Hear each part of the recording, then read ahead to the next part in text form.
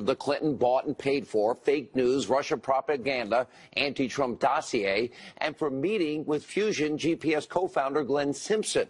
We have all the details. Also, FBI Director Christopher Wray is grilled by lawmakers. Wait till you see this epic showdown on Capitol Hill over the Trump-hating FBI agent Peter Strzok, over the rampant political bias in the special counsel's office, and, of course, the corrupt Clinton email investigation. This was incredible today. Plus, we have the very classless Barack Obama continuing to attack President Trump. This time, he's actually warning that America can turn into Hitler's Nazi Germany. And, of course, the tinfoil hat crackpots over at Conspiracy TV, MSNBC, somehow managed to hit a new low, if that's even possible. We'll tell you about that. We'll get to all of that and so much more in tonight's Breaking News Opening Monologue.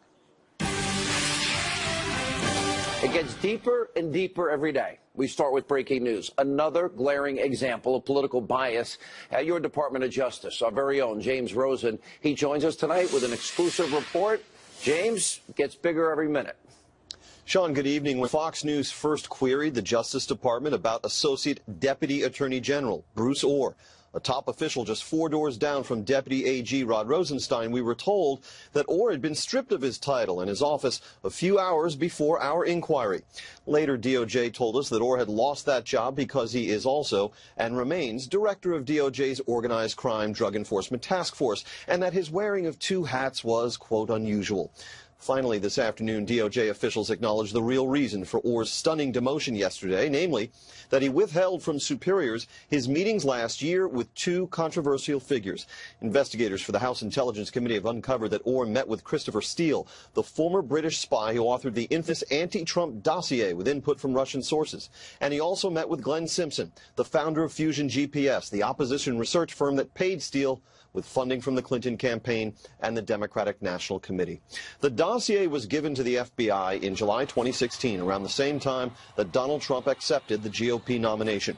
Former FBI Director James Comey has described the dossier as a collection of salacious and unverified material about Mr. Trump and his associates. I'm not sure when the FBI first took possession of it, but the media had it before you had it and we had it. At the time of your departure from the FBI, was the FBI able to confirm any criminal allegations contained in the Steele document? Mr. Chairman, I don't think that's a question I can answer in an open setting because it goes into the details of the investigation. Republican investigators from the House Intelligence Committee issued a fresh subpoena on DOJ today for information on Bruce Ohr. They are looking to determine whether the Democratic-funded dossier was used to obtain FISA surveillance on a Trump campaign advisor named Carter Page. Sean. Big question. James Rosen, thank you tonight from Washington. Now, this whole thing, I tell you, is a house of cards. It's beginning to crash down. I promise you there's a lot more information that has still not come out as of yet. TikTok to all our friends out there on Twitter, because we're only scratching the surface here. For example, Sarah Carter reporting tonight, House Intelligence Committee Chairman Devin Nunes will issue a subpoena to Bruce Ohr for more information about his meetings regarding this anti-Trump dossier. And also tonight, House lawmakers grilling the FBI Director Christopher Wray on Capitol Hill about new information regarding the Trump-hating FBI agent Peter Strzok after Strzok was fired from Robert Mueller's investigation. Why? For bashing Trump in text messages to his FBI official girlfriend, also part of the team. Now, before we show you the video, remember, Strzok signed the document that started the entire Russian investigation, and Strzok's team was assigned to handle the dossier when it was first given to the FBI. And Strzok oversaw the interview of former National Security Advisor Lieutenant General Michael Flynn, and he played a key role in the Clinton email investigation. This guy never slept, including, by the way, attending Hillary's FBI interview that was not under oath. He was also there at the interviews of Clinton's top aides, Uma Abedin, Cheryl Mills, who we know lied. And Strzok is responsible for changing the key language in James Comey's statement that exonerated Hillary Clinton before the investigation from grossly negligent, which is the legal standard, to extremely careless. Now that you have all this information, take a look at this showdown. It's epic from today. What we've learned about FBI agent Strzok is that this is the one FBI agent that is literally at the epicenter of every virtually every major decision the FBI has been involved in action and inaction about candidate Trump, about President Trump, and about candidate Clinton. And if that one agent at the center or source is decidedly anti-Trump and decidedly pro-Clinton, that raises real questions. I'm sure you're aware of the recent media reports indicating that Peter Strzok, who is a special agent at the FBI, changed the words grossly negligent to extremely careless in former Director Comey's statement closing the Clinton investigation. Gross negligence is the language in the statute, I believe. But I believe also that almost anybody who grabbed a thesaurus would say that gross negligence and extremely careless are pretty darn close to each other. You're right. They are synonyms. Extremely careless is a synonym for grossly negligent, which begs the question, why change it? How did this guy get on your supposedly unbiased team in the first place? If you watched today, you saw something that we have been telling you now for a long time, that other networks that say they're fair and balanced and objective and they consider themselves to be real journalists never talk about. Pretty amazing. Now, Peter Strzok, that's the Trump-hating, Clinton-loving FBI agent. He's tied to everything, including the fake news dossier. Watch very closely, an amazing moment, Congressman Jim Jordan connecting all of the dots, you know, kind of like we've been doing on this show. Why? Because it's the truth. Something missing in today's world of so-called journalism, which I said was dead back in 2008. Take a look.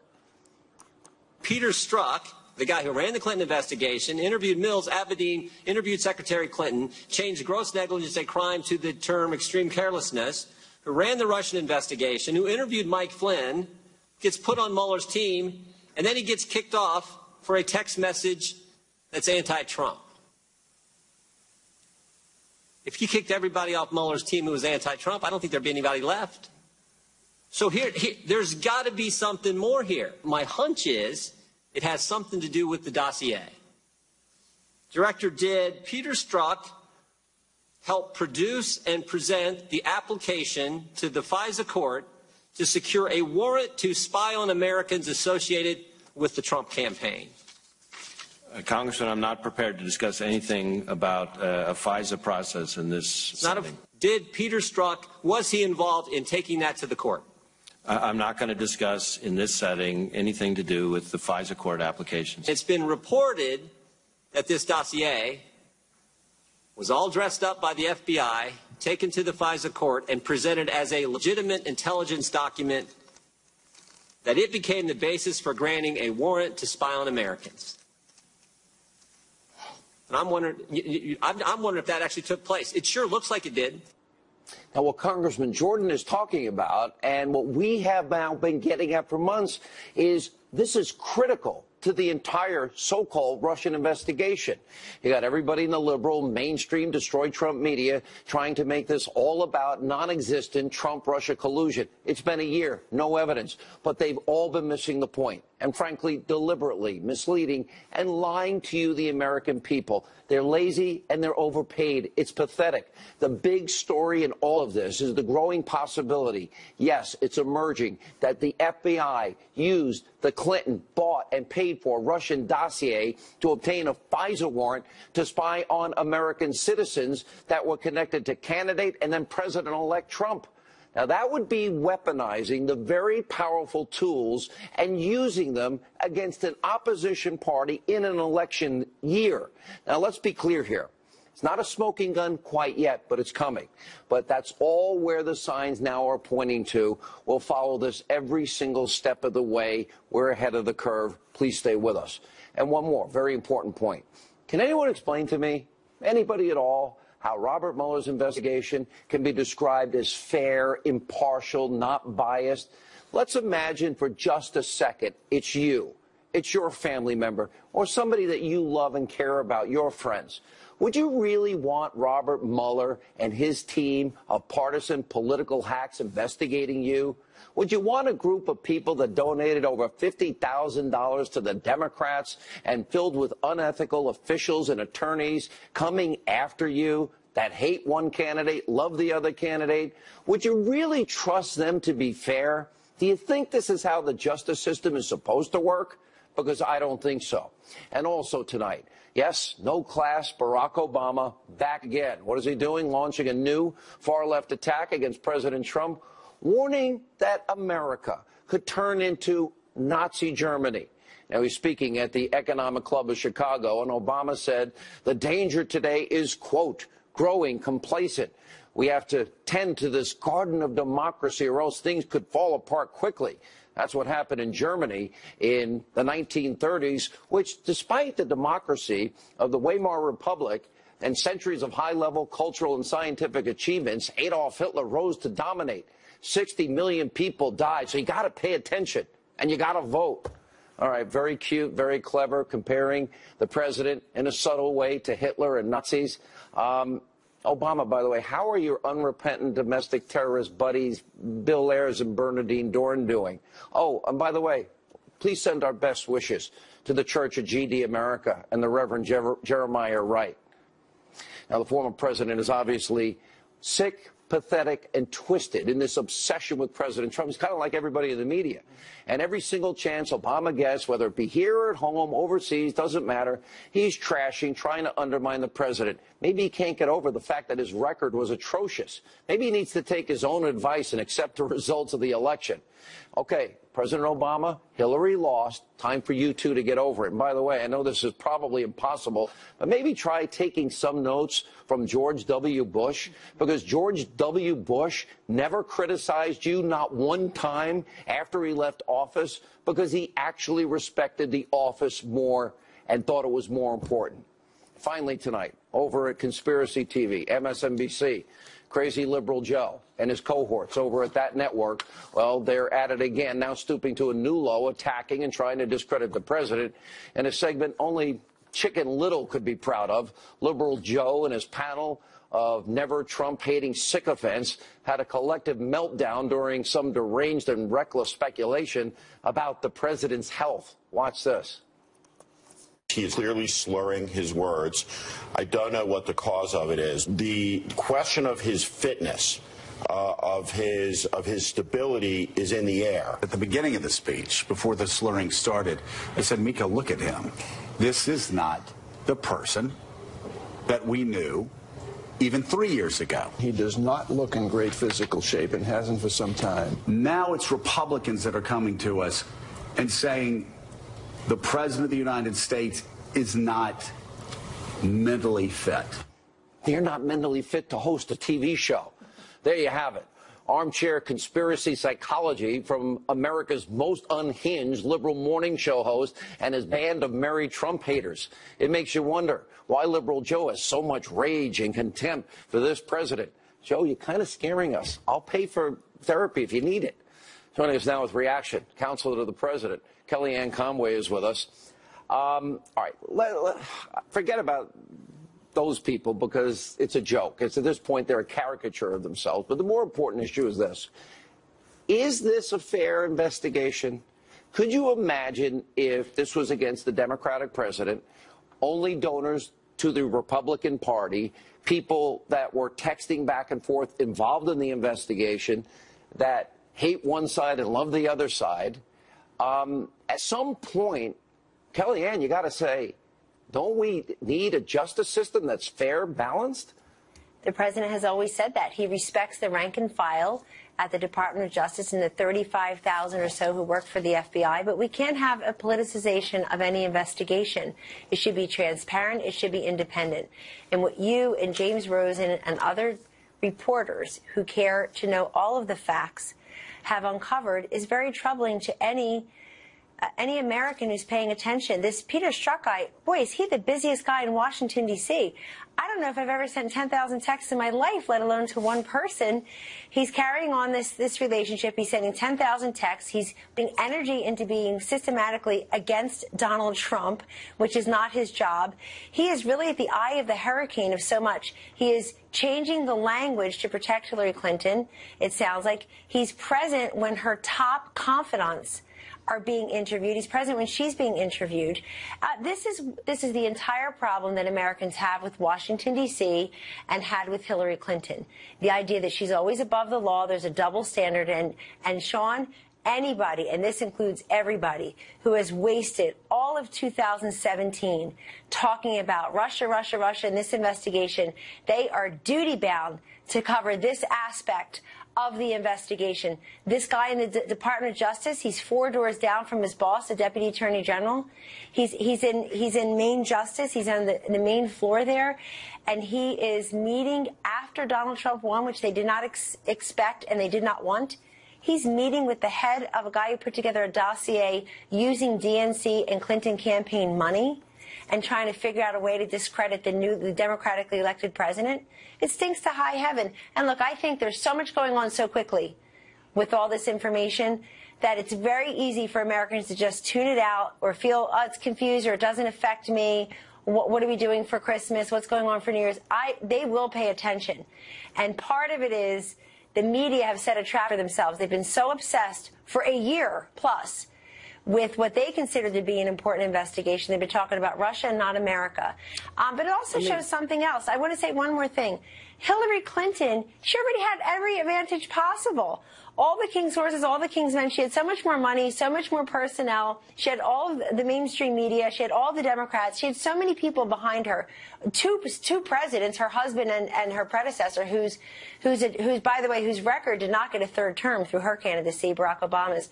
She had all these advantages, and then after she loses, she still has advantages. She still has people going for her. Donald Trump won on the issues. He was a much better, brilliant communicator and messenger. His ideas prevailed. Hers failed.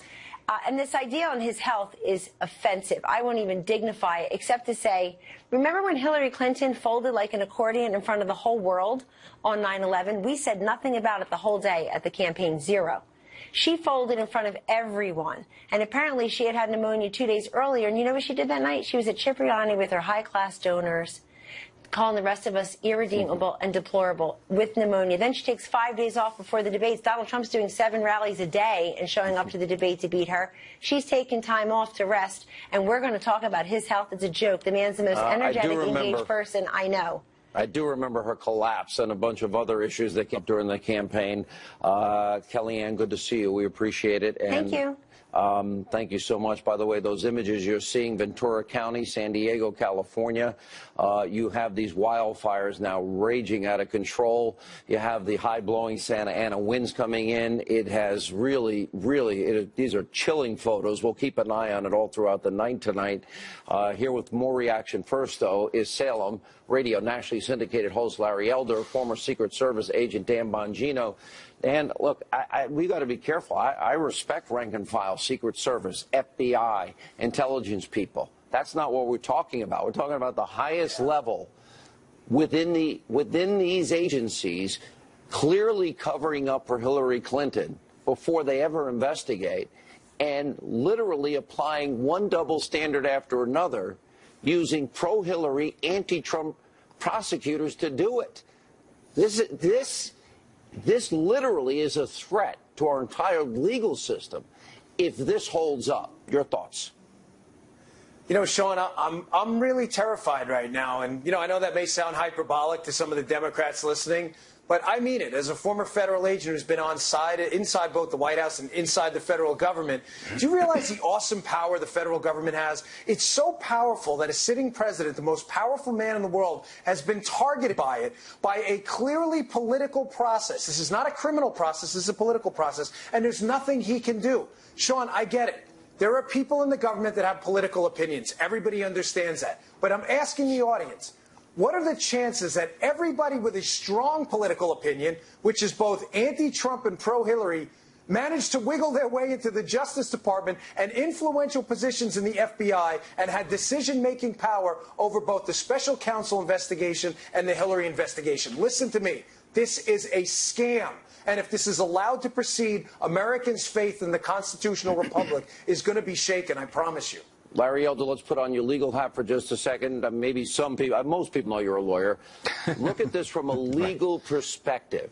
You know, we're talking about illegal surveillance, unmasking, the leaking of raw intelligence, perhaps. Then we've got, of course, a Hillary Clinton bought and paid for dossier. Questions about, the dossier that she bought and paid for, was it used to get a warrant to literally surveil an opposition candidate in an election year and then surveil a president-elect? These questions are chilling enough. And then you've got the anti-Trump bias, pro-Hillary, appointees of Mueller. How do you untangle this web? I remember when Mitch McConnell said the best thing I could do for the country is to make Obama a one-term president. He got hammered. He was called racist by Morgan Freeman, among other people. Can you imagine what they'd be saying if President Obama was being investigated for reasons this weak, this thin, this lame? The Republican Party would be accused of being racist, and the accusers would be right. This is a joke.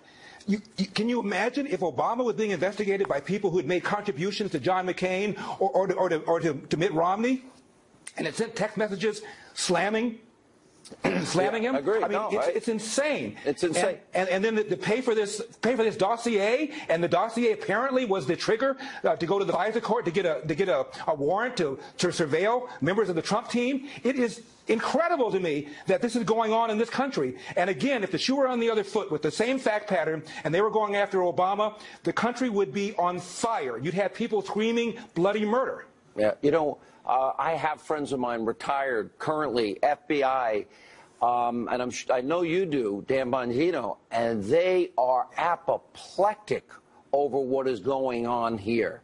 They see clear. They feel like the president feels that this agency, these agencies that they love and have devoted their lives to, is rightly come under criticism for those at the top with what they're doing and how they're doing. When have you ever heard of an exoneration by the FBI changing language, the exoneration before the investigation? How could anybody, by any definition, say that is fundamentally just in any way? You can't, Sean. The Justice Department failed us. I'm sorry. It let us down. I agree with you. I know the rank and file, the men and women. They're great. It's not their fault. But, Sean, the single most important question right now, I believe, in the American political process, is special counsel, everything going on. The single most important question was asked by Jim Jordan today. Was the dossier a political opposition research document used to get an affidavit to spy on what would have been, under any other circumstance, a law-abiding American in Mike Flynn? If that's the case, Sean, mark my words on this. You saw the first hijacking of the FBI by the Democratic National Committee and a major political party candidate in the Hillary Clinton campaign. All right. Thank you both for being with us. And Sean, look at the double standard here. Hillary skates. The server's in the basement. The emails are deleted, and she skates. And all of a sudden, they Trump covered is being for investigated. Larry. It's outrageous. The fix was in. They covered for Hillary Clinton. It was all a cover-up. The whole thing is provable now. All right. Thank you both. We have a lot to cover tonight. Powerful edition of Hannity. Sarah Carter, brand new report, along with Greg Jarrett, John Solomon. Also, Newt Gingrich is here. As you can see on your screen, Ventura County, San Diego, raging wildfires, leaving a trail of destruction as we speak in Southern California. We'll have a report on that and more.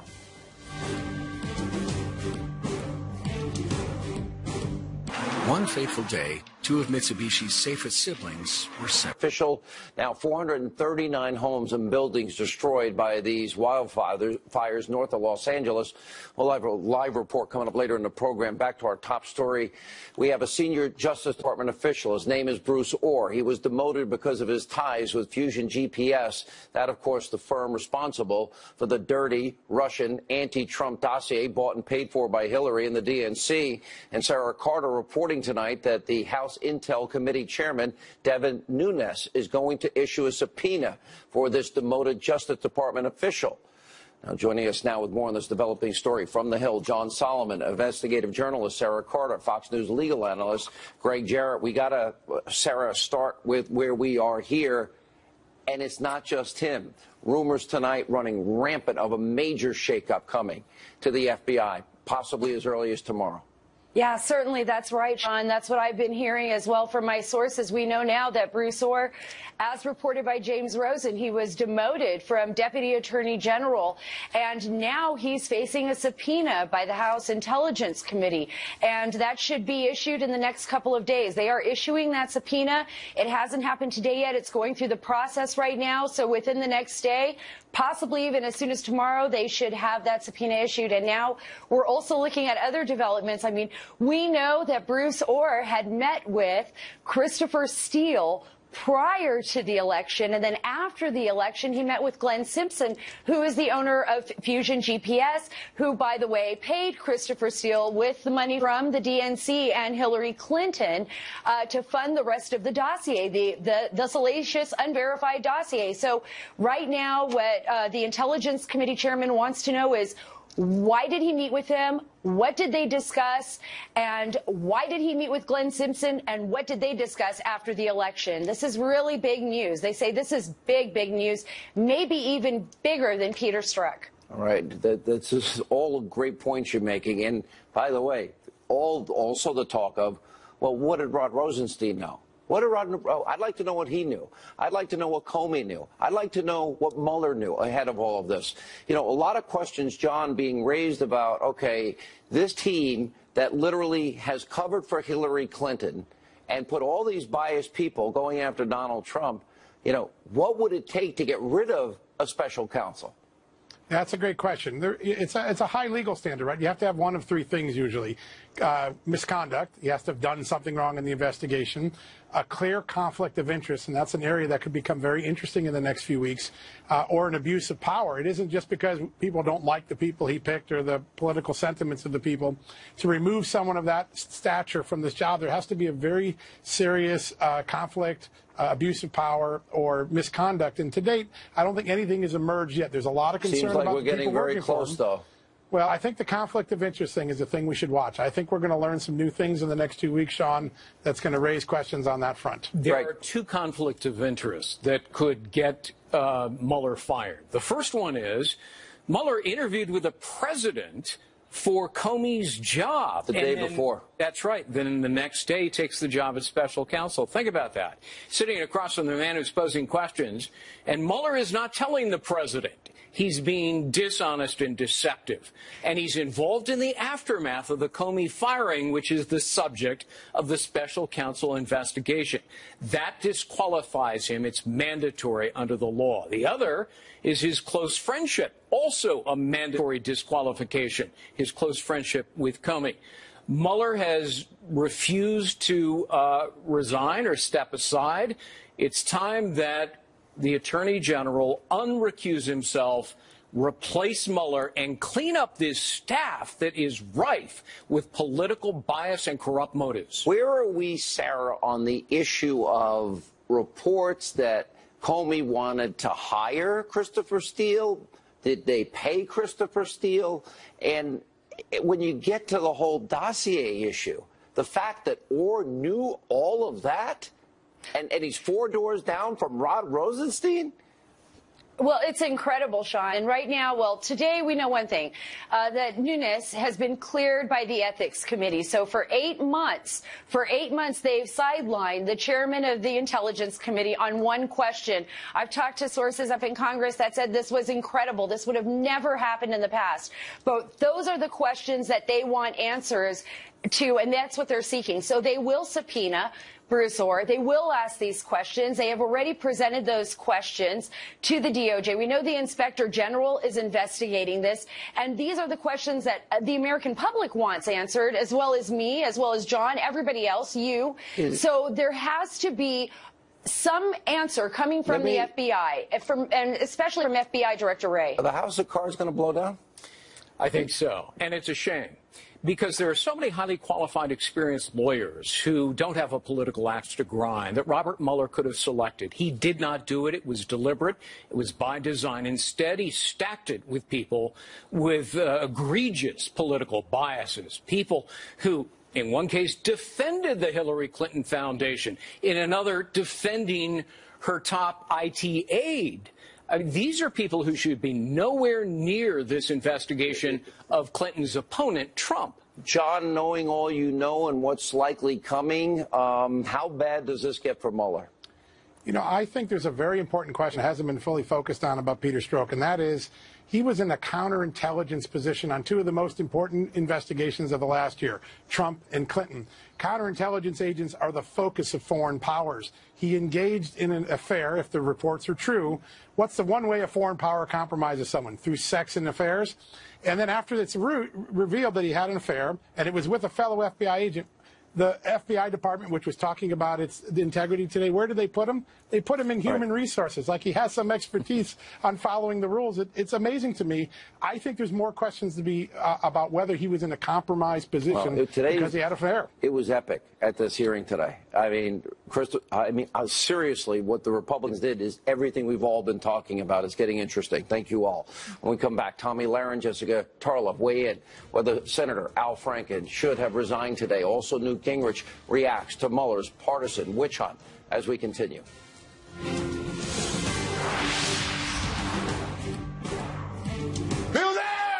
This resort community's most few weeks, and of course the disgraced senator couldn't help himself, had to take a final parting shot at Republicans. And also tonight, Republican Congressman Trent Franks announced that he would resign from office at the end of January.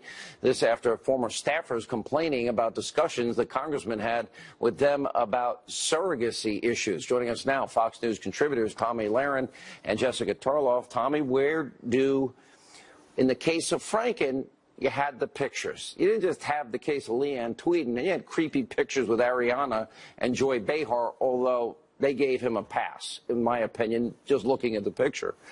What do you do in these cases when you don't know? Well, here's what Franken did today. He pulled a Hillary Clinton. He did a sorry, but I'm not really sorry. I'm not really going to take responsibility. But let's be honest here. He is the sacrificial lamb of the Democratic Party. The Democratic Party doesn't need him, so they threw him away, threw him under the bus, and they hope that this is going to somehow better their case, their moral high ground against Roy Moore. Not sure it's going to work.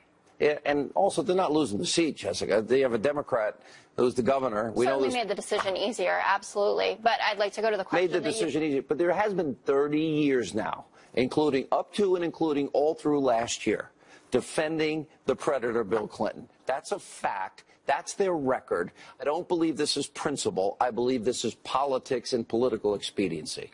There's certainly politics and political expediency here. I do not think at all that the Clintons are relevant to this conversation. And you know what? No. Wait a minute.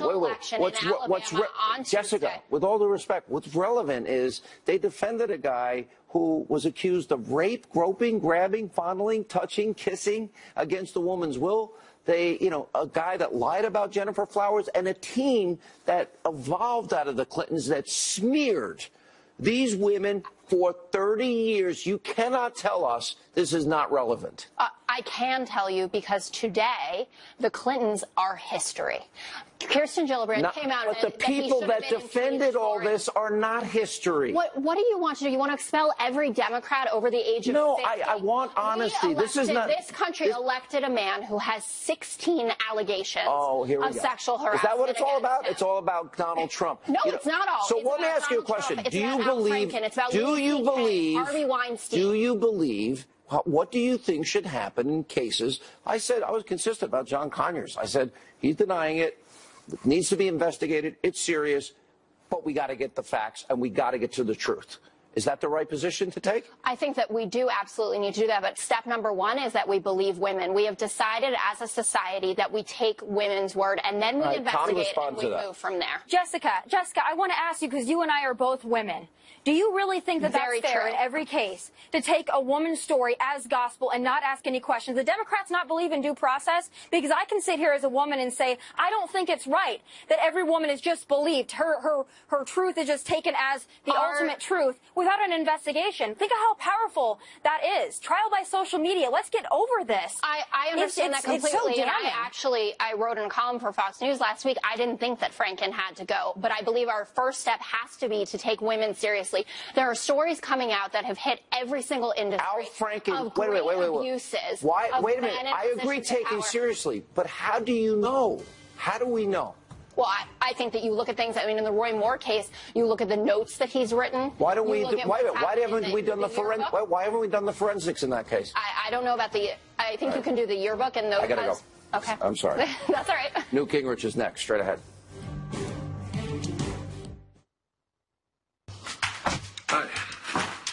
Honey, I said sweet. Vengeance, Fox News contributor, former Speaker of the House, Newt Gingrich. Mr. Speaker, you know, is this a political prosecution you see unfolding before you? In other words, you got all of Mueller's appointees for Hillary Clinton, we're discovering, all of them with questionable ethical, the use of their ethics, a lack of ethics, and persecuting all Trump associates. Do you see something that's dangerous to you? Well, it's very dangerous, and it's actually very parallel to what they have just exposed in Wisconsin, was an effort to use the legal system to destroy Governor Walker. And they've had an amazing series of stories in Wisconsin now where it turned out that there were a group of lawyers who ran amok and who were trying to destroy people's lives. I see the same thing happening here, and I raise a single question. How could they possibly go after General Flynn after 35 years serving in uniform and skip Hillary Clinton's aides who clearly lied under oath? How can they possibly defend that? But now we know the fix was in. It seems to me that they were writing your exoneration. They didn't even do the investigation, sir. Right. So I think the correct answer under our constitutional system is for the House and Senate Judiciary Committees to start subpoenaing these guys, bringing them in under oath. I want to see all 10,000 of the tweets that the one FBI agent apparently sent to his girlfriend that has all sorts of apparently anti-Trump stuff in it. But more than that, I think they need to bring Comey in under oath and say, tell us again why you did not swear in Hillary Clinton. Why was she not put at risk of perjury the way you did, the way General Flynn was? I think they need to bring in the entire team who were involved in the Clinton investigation. This thing stinks so badly that we really need to be protected. And under our Constitution, one of the protections is the power of Congress to investigate. And the House and Senate Judiciary Committees ought to go in. One thing they should ask is the deputy FBI director, whose wife, as a Democratic candidate, got, I think, $900,000 in donations, why did he not recuse himself? How can he possibly be neutral? And these are the kind of questions the Congress ought to be asking right now. What do we do if they never really investigated Hillary Clinton now? I mean, because we know the fix was in. We know that they wrote the exoneration beforehand. And why do I think that's obstruction of justice by Comey, this guy Peter Strzok, and other people that are involved? How do we have equal justice under the law if we don't do that? Well, I think clearly the Attorney General has to appoint a special counsel. I think they need two special counsels, one to go back and look at the entire Clinton experience, the Uranium One, the Clinton Foundation, et cetera. But second, we need a special counsel or some kind of appropriate appointment to review the FBI and the Justice Department's own role. I mean, this is so sick. It is so one-sided. It is so clearly not the rule of law. Sometimes you have to have somebody who protects you from the protectors. When the protectors are, you know, Lord Acton warned that power tends to corrupt. Absolute power corrupts absolutely. We are living through that experience right now. We're seeing power in the Justice Department, power in the FBI that clearly led to corruption, and that means we've got to take some very severe steps. It may involve, frankly, developing some panels of special outside lawyers who have the full power to subpoena everything to go in and just root this stuff out. I mean, this is really a serious, serious problem. Look, it's also a serious problem if you have a group of people that want to undo an election. Do you believe at the heart of this that there is a deep state, maybe including former intelligence officials or people that use the weaponry of intelligence that are criminalizing perhaps the FBI, deep state leaking, that have as their goal that they think the American people made a mistake and they want to undo the results of this election, and they're using every devious tactic they possibly can? Well, a good friend of mine who's been through this and who understands it really well said to me today, you have to understand that in 2016, the idea of Donald Trump as president was so horrifying to the left that any action was seen as acceptable, no matter how illegal, as long as it was for the purpose of stopping Trump. And I think they all, frankly, expected Hillary to win, and they thought they would simply cover up all of their crimes. The great shock to them has been that Trump did win, and that slowly, painfully, step by step, we are beginning to unmask how sick the system is, how deep the corruption is. And a lot of people are now at risk, I think. I think Mueller's at risk. I think Comey's at risk. I think there are a whole range of people who are at risk for having basically violated the law, abused power in remarkable ways. I don't know any experience in American history where you have the scale of abuse of power that we're seeing right now. The boomerang effect, though, is in full play here, because we now know Hillary Clinton, through her campaign, through the DNC, which Donna Brazile says she controlled, and the money therein, that they paid Fusion GPS, that they hired this guy Christopher Steele. Christopher Steele goes forward and, in fact, uses and pays Russians for lies about Donald Trump, all to influence an election. And there is the possibility, as it came up in the hearing today with Jim Jordan, that, in fact, that phony Russian propaganda lying dossier was used as the basis to get a FISA warrant against either candidate or candidate Trump and President-elect Trump and his team. Now, if that were to be the case, which it appears it may very well be a possibility after the hearings today, what does that mean? Well, what it means is that the Obama administration did everything it could, first, to block Trump from winning, and second, to undermine and weaken and cripple Trump as he took power. And that this is ultimately going to go all the way through the entire administration. It's the National Security Advisor. It's the Ambassador to the United Nations. It's a whole range of people. It's the Attorney General. And I think people need to recognize this.